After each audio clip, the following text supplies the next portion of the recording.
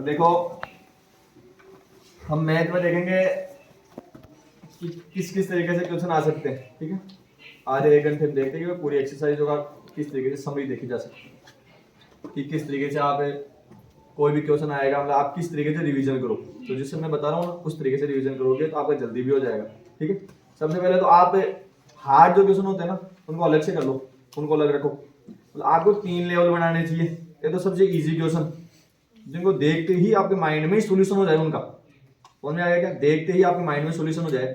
Second वो जिनको आप देखो थोड़ा बहुत नहीं होगा लेकिन उनको थोड़ा वो लिख लोगे आप, तो बाकी आगे का आपका क्वेश्चन का जो आंसर है सोल्यूशन वो आपके माइंड में आ जाएगा। और थर्ड वो जिनको पूरा सोल्व करना पड़ेगा, तो आप केवल थर्ड को पूरा टाइम लगाया करो थर्ड को सोल्व करने में। भाई फर्स्ट और सेकंड तो ऑटोमेटिकली सोल्व हो जाएंगे आपके। कैसे? उनको देखते ही आपको आ जाएंगे, इजी लेवल के रहेंगे वो। तो आपको जो हार्ड लेवल के उनको पूरा सोल्व करने की जरूरत है। इससे क्या होगा, आपकी टाइमिंग बचेगी। तो हम देखते हैं किस किस तरीके से क्वेश्चन होंगे। सबसे पहले हम फर्स्ट एक्सरसाइज से देखेंगे। Exercise first. अब 2 महीने बचे तो ऐसे पढ़ना है कि कितने नंबर के क्वेश्चन कैसे कैसे आ रहे हैं। तो आपके पास सभी के पास डेस्क और खई, तो आपको पता रहना चाहिए भाई कि पहली एक्सरसाइज से कितने नंबर के क्वेश्चन आ रहे हैं। पहली एक्सरसाइज है कितने नंबर के क्वेश्चन आ रहे हैं, इससे आ रहे हैं 4 नंबर के क्वेश्चन।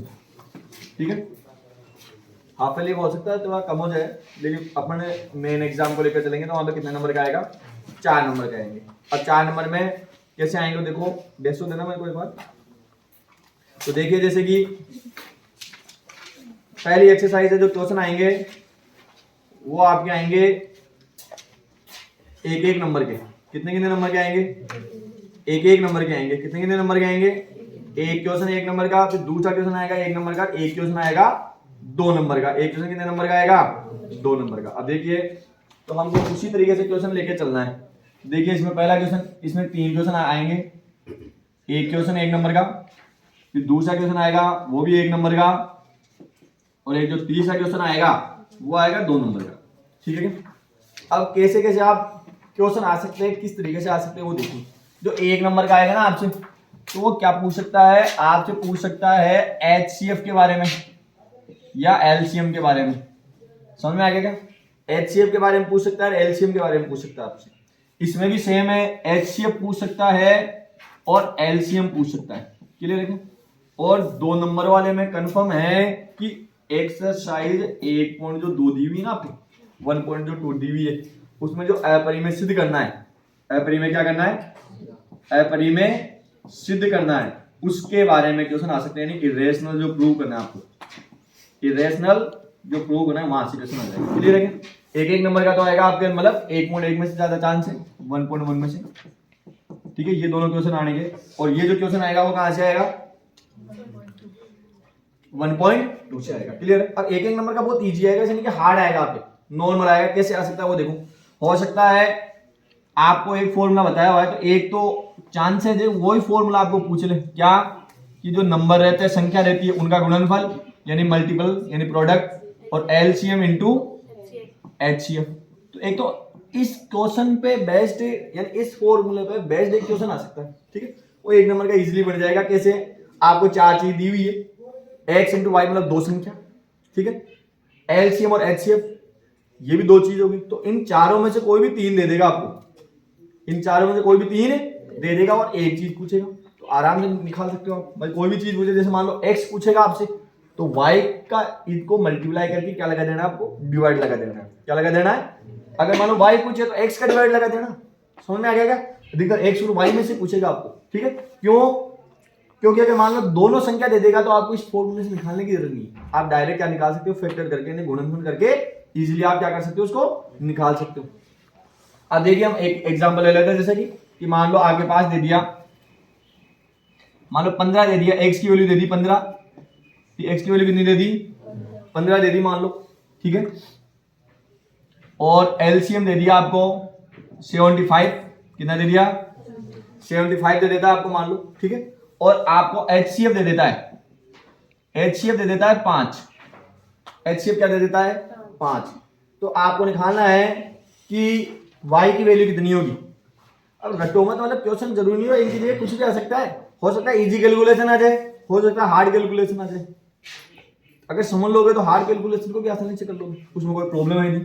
किस तरीके से करना है आपको देखो, फॉर्मूला रख दो। x की वैल्यू कितनी है 15, y की वैल्यू कितनी है पता नहीं है, एलसीएम की वैल्यू कितनी है 75, एचसीएफ की वैल्यू कितनी है 5। सही है क्या? अब क्या करना है आपको, अब मुझे बताओ y की वैल्यू निकालने के लिए ये 15 क्या है इधर, तो इधर आगे किसमें हो जाएंगे, भाग में हो जाएंगे क्या? तो यहाँ पे क्या आ जाएगा y इक्वल में 75 इंटू 5 और डिवाइडेड 15। अब कट रहा है क्या किसी से, किससे 15 से कट रहा है क्या, 15 पूर्ण 15 5 जा 75 होगा, तो ये कट जाएगा 5 बार और यहाँ पे 5 वाले से बची गया, तो y की वैल्यू कितनी आ जाएगी 25। y कितना है अपना 25 है, y कितना है समझ में आ गया क्या, y का मान कितना है? तो बताओ ऐसा क्वेश्चन कर लोगे कि 1 नंबर का आएगा तो ऑप्शनल आएगा तो आसानी से कर पाओगे। ठीक है, इस तरीके का क्वेश्चन आएगा आपके पास। तो ये एग्जांपल पहला, यहाँ पे कौन सा क्वेश्चन आ सकता है देखो, एक और टाइप बता देता हूं मैं, इसी का एक और टाइप आ सकता है। जैसे मान लो ये क्वेश्चन दिया हुआ था आपके मॉडल पेपर में कि जब मान लो कोई भी संख्या दे दी आपको, दे दी वहां पे दिया हुआ है रूट 27 रूट 27 को आपको ये है अपरिमेय संख्या, ठीक है क्या, अपरिमेय संख्या है, तो इसको किससे गुणा किया जाए, इसको किससे गुणा किया जाए कि ये परिमेय संख्या बन जाए, यानी रेशनलाइजेशन किया जा सकता है। इसका कैसे करेंगे, यानी कि इरेशनल से ये रेशनल कैसे बने, तो आप क्या करोगे रूट 27 से मल्टीप्लाई करोगे, भाई रूट 27 तो रूट 27 से मल्टीप्लाई कर दो, ये बड़ी होगी लेकिन छोटी संख्या देखनी है आपको। अब छोटी संख्या क्या है, तो रूट 27 को मुझे बताओ आप ऐसे लिख सकते हो क्या, 9 इंटू 3 फैक्टर करके निकाल सकते हो आप, 29 27 तो होते ही। अब 9 तो बाहर निकल जाएगा, 9 तो क्या निकल जाएगा बाहर, क्योंकि 9 का रूट कितना होता है 3 और अंदर क्या बच गया रूट 3। अब मुझे बताया आपको केवल रूट 3 को हटाना है, तो रूट 3 को हटाने के लिए किससे मल्टीप्लाई करना पड़ेगा, रूट 3 से, वहां पे लिखा होगा किससे गुणा करना पड़ेगा, तो आप इसको किससे गुणा कर लो, 3 रूट 3 को रूट 3 से मल्टीप्लाई करोगे तो क्या आ जाएगा 3, रूट 3 को रूट 3 से करेंगे तो 3 और 3 3 9। बताओ परिमेय संख्या हुई या नहीं हुई, यानी रेशनल नंबर हुआ या नहीं हुआ, हो गया क्या? हाँ, रूट 27 भी ऑप्शन में होगा, लेकिन उसमें बोला गया छोटी से छोटी संख्या, छोटी से छोटी संख्या, तो भाई यही हुआ ना, रूट 3 से मल्टीप्लाई करना पड़ेगा। रूट 27 भी होगा ऑप्शन में, लेकिन आपको रूट 27 नहीं लिखना है, आपको क्या लिखना है रूट 3, क्या लिखना है, तो ये एक क्वेश्चन था, तो उसको आप आराम से, मतलब ऐसा क्वेश्चन भी आ सकता है केवल रूट 3 से मल्टीप्लाई करना पड़ेगा, ठीक, ऑप्शन में होगा, टिक कर लो। तो समझ में आ गया आपको। अब और कौन से टाइप का क्वेश्चन आ सकता है, इस फॉर्मूले पे बेस होकर दो संख्या दे सकता है आपको, डायरेक्ट एलसीएम और एचसीएम निकालने के लिए दी जा सकती है। ठीक है, जब मान लो मैं आपको दे देता हूँ, नॉर्मल दे देता हूँ कि एक तो आ गया आपके पास 16 आ गई, ठीक है, और एक आ जाती है आपके पास 24, ठीक है, इसका क्या निकालना है आपको, एलसीएम निकालना है, क्या निकालना है, और इसी का एचसीएफ निकालना है। तो कैसे निकालेंगे वो देखो, सबसे पहले आपको क्या कर लेना है, इस तरीके के फैक्टर बना लेने हैं, कर लोगे ऐसे, बड़ी हो छोटी हो कैसे भी किया जा सकता है आराम से। ठीक है, सबसे पहले डिवाइड किया जाएगा 2 का, यानी 2 से, 2 का नहीं जाता है तो फिर आप 3 का दोगे, अगर 3 का भी नहीं जाता है तो 4 का देने की जरूरत नहीं है आपको, आप 5 का दोगे, क्योंकि अगर 4 का जाता तो 2 का ही चला जाता ना, समझ में आ गया क्या? फिर आपको 7 का लगाना है, फिर 11 का लगाना है, ठीक है, फिर 13 का, फिर 17 का, फिर 19 का, फिर 23 का, ठीक है, फिर अगर इसका करेंगे हम, तो सबसे पहले 16 में किसका डिवाइड करना है आपको, 2 का, ठीक है, तो 2 से डिवाइड करेंगे, 2 से करेंगे तो कितनी बार जाएगा, 8 बार, फिर 2 से करोगे फिर सेम इसमें करोगे 1 बार, और ये फिर 2 से के, फिर 2 का 3 बार, फिर जाएगा 3 का, क्योंकि 2 का नहीं जाएगा, फिर 3 का लगाना है। ठीक है, अब आपको क्या करना है, एचसीएफ और एलसीएम निकालने के लिए सबसे पहले 16 को आप ऐसे लिख सकते हो क्या, 2 कितनी है, 1 2 3 4 बार है, तो 2 की पावर कितना लिख लो 4, और 24 को 2 की पावर कितनी है 1 2 3 इंटू 3 की पावर कितनी है 1। बोलो कोई प्रॉब्लम, ऐसे लिख लेना है, कोई भी संख्या हो, कोई भी नंबर हो आपके पास। अब आपको एचसीएफ का मतलब समझना है, एचसीएफ का मतलब क्या है, ये तो हाईएस्ट कॉमन फैक्टर है, लेकिन इसमें आपको क्या करना है, जो कॉमन आ रहा है, पहले देखो कॉमन कौन आ रहा है, इसके अलावा कोई कॉमन आ रहा है क्या, नहीं आ रहा। तो जो कॉमन आ रहा है उसकी लोएस्ट पावर लेनी है, लोएस्ट घात लेनी है, सबसे छोटी घात। अब कॉमन 2 आ रहा है तो 2 की सबसे छोटी घात कितनी है? 3 है क्या? तो ये HCF हो जाएगा, यानी 2 इंटू 2 इंटू 2 कितना हो जाएगा? 4, 4 इंटू 2 8, 8 हो जाएंगे। ठीक है, ऐसे एलसीएम निकालने के लिए जस्ट उल्टा है, क्या है? जो कॉमन आ रहा है ना उसकी छोटी घात नहीं, उसकी बड़ी घात। उसकी कौन सी लेनी है? बड़ी घात ले लिए। 2 की पावर 4 आ रही थी कॉमन, और जो कॉमन नहीं है वो भी हाईएस्ट कॉमन फैक्टर में जो कॉमन आ रहा था ओनली वो, और इसमें जो कॉमन आ रहा है उसकी सबसे बड़ी घात, और जो कॉमन नहीं आ रहा उसको भी ऐड कर लेना, चाहे कोई सा भी हो। तो 3 भी लिख लेंगे अपन इसमें। तो 2 की पावर 4 करो, 2 इंटू 2 इंटू 2 इंटू 2 इंटू 3 करो, 2 दूनी 4, 4 दूनी 8, 8 16, और 16 थी 48, 48 आ जाएगा। तो इसका एलसीएम कितना आ गया? 48। तो इस तरीके का क्वेश्चन आ सकता है, कर लोगे आप? समझ में आ गया? एक और क्वेश्चन है आपके, वो भी क्वेश्चन आ सकता है, लेकिन वो 2 नंबर के लिए अच्छा रहता है। ठीक है, जैसे आपके पास आ गया 6 की पावर n है, तो ये 0 पर खत्म होगा क्या? 0 पर समाप्त होगा क्या? 0 पर समाप्त होगा क्या? फिनिश होगा क्या? तो ऐसा पॉसिबिलिटी है क्या? तो देखिए 0 पर कौन खत्म होगा? तो 0 पर फिनिश होने के लिए, 0 पर समाप्त होने के लिए क्या चाहिए उसको? कि उसके जो मल्टीपल है ना, गुणनखंड, उसके जो गुणनखंड है, क्या है? गुणनखंड, यानी कि फैक्टर है।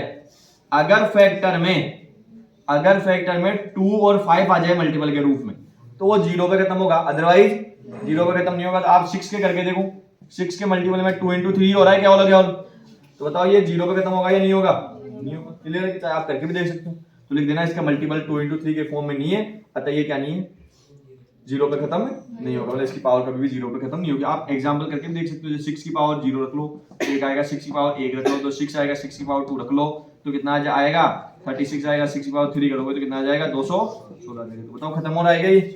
तो स्टार्टिंग में 1 से हुआ, फिर लास्ट में 6 6 से खत्म हो रहा है। तो मेरे हिसाब से लास्ट में 6 आएगा। ठीक है क्या? इस तरीके से आप करके देख लेना। बोलो कोई प्रॉब्लम? अब एक ये रहा, इसको करने का मैंने तरीका बताया हुआ आपको पहले, तो उसका हो नहीं सकता। लैंग्वेज है, जैसे मान लो √3 को करना आपको, तो कैसे करोगे? सबसे पहले इसको जस्ट अपोजिट मान लो।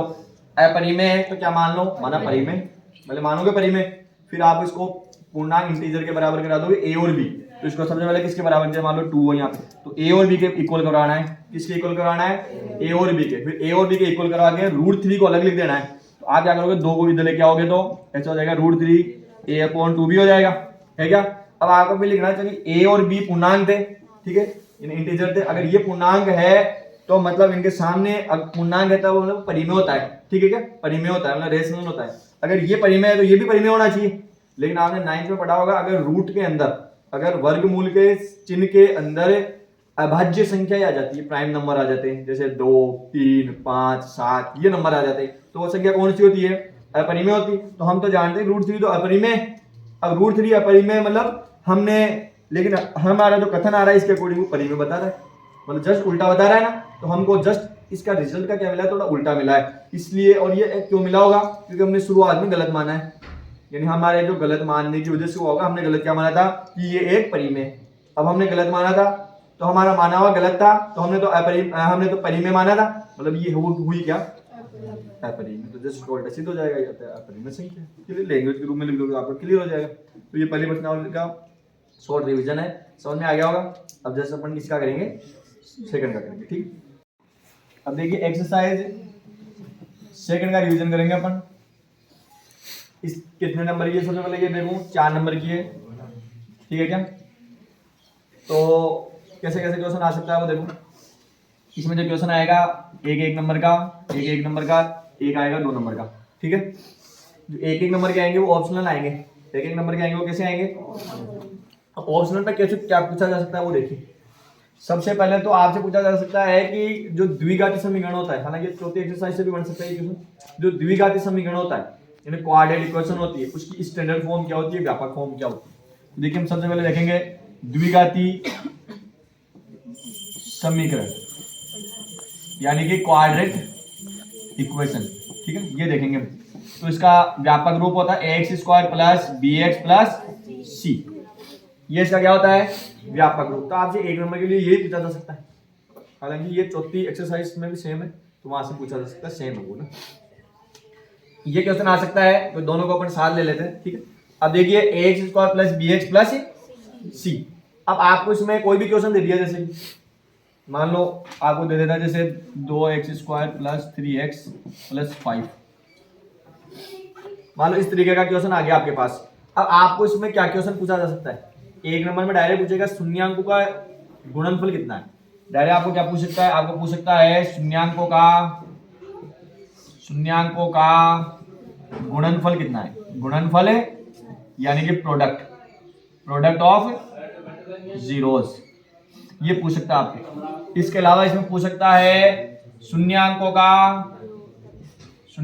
का योगफल, क्या पूछ सकता है, यानी सम ऑफ जीरोस, ये पूछ सकता है आपको। अब होता क्या है, ये डायरेक्ट देख के बताना है, इसमें इतना नहीं लगाना आपको, ठीक है।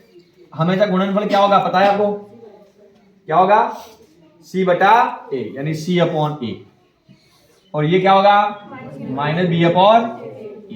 क्लियर है क्या। अब आपको कुछ नहीं करना, आप मुझे बताओ इसमें इससे कंपैरिजन कराओगे तो a की जगह 2 है, b की जगह 3 है, c की जगह 5। तो अगर मान लो ये निकालना तो आप कैसे निकालोगे, c का मतलब 5 और a का मतलब 2 है, तो ऑप्शन में देख लेना, जहां दिखे टिक कर लो। समझ में आ गया। ऐसा हो तो माइनस लगा देना, b की वैल्यू कितनी है 3 और a की वैल्यू कितनी है, ऑप्शन में दिखे टिक कर देना। बोलो कोई प्रॉब्लम। एक नंबर का समझ में आ गया किस तरीके से क्वेश्चन पूछा जाएगा आपको, इस तरीके से कुछ क्वेश्चन पूछा जाएगा, ठीक है।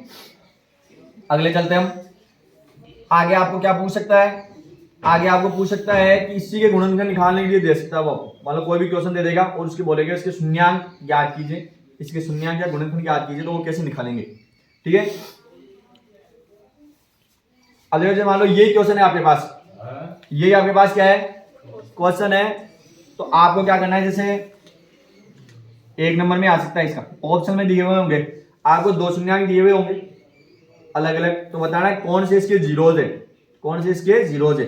और इसको आप अल्फा बीटा से भी रिप्रेजेंट करते हो, तो उसको ऐसे लिख सकते हो अल्फा बीटा, और उसको लिखा जा सकता है अल्फा प्लस बीटा, ठीक है। जैसे मान लो आपको मैं लिख देता हूँ 2x square plus 3x plus 5। Second exercise में ऐसा कुछ लिखा हुआ होगा, और अगर मान लो फोर्थ एक्सरसाइज होती है तो इक्वल में 0 लगा देता है, जितना सा फर्क है। उसमें गुणनफल निकालने रहते हैं अपन को, और मूल निकालना रहता है, उनको मूल बोल दिया जाता है। यहाँ पे शून्यांक निकालने अपन को, क्या निकालना है, तो सेम पैटर्न आएगा। कैसे निकालना है आप देखो, सबसे पहले आपको a को और c को मल्टीप्लाई करना है, 5 और 2 को मल्टीप्लाई करोगे कितना आ रहा है 10। अब आपको ऐसे नंबर बताना है जिसको गुणा करो जब तो कितने हैं 10 है, लेकिन जोड़ो या घटाओ सब कितने आने चाहिए 3 आने चाहिए, है क्या कोई ये संख्या, 5 और 2, 5 और क्या है 2 है। तो देखो कैसे लिखोगे आप, इसके लिए थोड़ा सा आपको यहाँ पे माइनस कर लो, ठीक है। अब देखो कैसे करोगे, तो इसको मैं लिख देता हूँ 2x स्क्वायर, 3 को कैसे लिख दूं 5x माइनस 2x, क्योंकि 5 में से 2 जाएंगे तो 3x आ जाएंगे, क्या 5 में से 2 जाएंगे तो कितने आ जाएंगे 3 आ जाएंगे। क्लियर है। यहाँ पे आप माइनस लेके कर सकते हो ना, कोई वो नहीं, चलो अभी तो उसमें तो कोई प्रॉब्लम नहीं, इसमें आएगा थोड़ा सा प्रॉब्लम, ठीक है।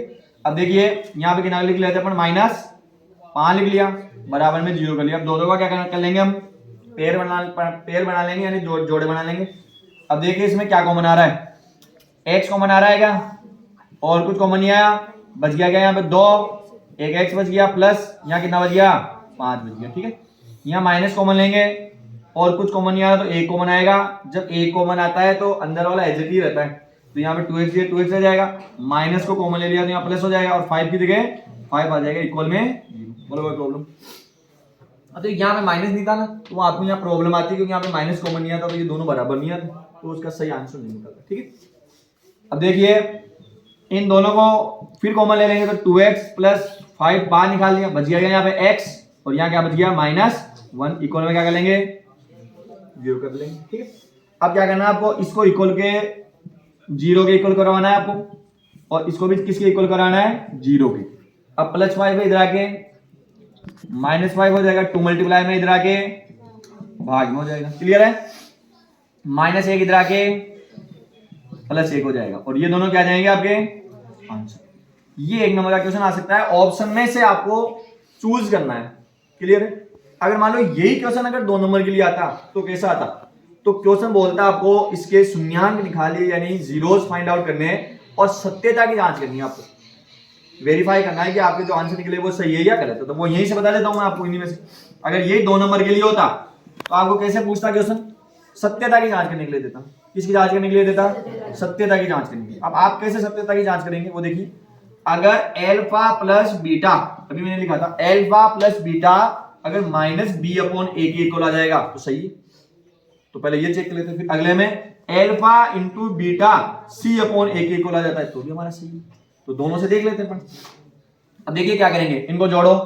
अल्फा की वैल्यू कितनी है -5/2 और बीटा की वैल्यू कितनी है 1, माइनस कितनी माइनस बी की वैल्यू कितनी है, यहां पे देखो बी की वैल्यू कितनी है 3 है क्या, और ए की वैल्यू कितनी है 2 है क्या, बोलो कोई प्रॉब्लम। देखो अल्फा प्लस बीटा को माइनस बी अपॉन ए के इक्वल प्रूव कराना है, तो 2 का वर्ग का एलसीएम कितना आ जाएगा, 2 आ जाएगा।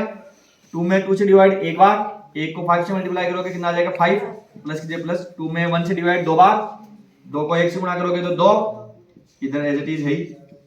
अब 5 माइनस का ये प्लस का है, तो प्लस माइनस क्या होता है माइनस, 5 में से 2 गए तो 3/2, बताओ दोनों बराबर आ गए क्या, मतलब हमने जो आंसर निकाले वो क्या है, इसके द्वारा और प्रूव कर लेते, मल्टीप्लाई कर लो, -5/2 और इसकी वैल्यू 1, सी की वैल्यू देखो कितनी है माइनस के 5 है और ए की वैल्यू 2 है। बताओ तो दोनों बराबर आ जाएंगे कि एक को किसी से भी मल्टीप्लाई करने पे कुछ फर्क नहीं पड़ता। क्लियर है। इसके अलावा क्वेश्चन ये भी आ सकते हैं, वो जीरो भी पूछ सकता है आपको, हालांकि आपके ब्लूप्रिंट में दिया नहीं, फिर भी आ सकता है। कैसे, जैसे मान लो ये इसको काट रहा है, एक्स एक्सिस को कितनी बार काटा, तो शून्य कितने होंगे 3 बार काटे तो, अगर नहीं काटे तो 0। समझ में आ गया। तो ये सेकंड एक्सरसाइज के क्वेश्चन यहाँ से बन सकते हैं। यही क्वेश्चन है आपकी चौथी एक्सरसाइज से भी बन सकता है, हालांकि उसमें आपको लैंग्वेज देगा, लैंग्वेज से फिर ऐसा बनाना है और उसके बाद आपको सॉल्यूशन करना है। समझ गए।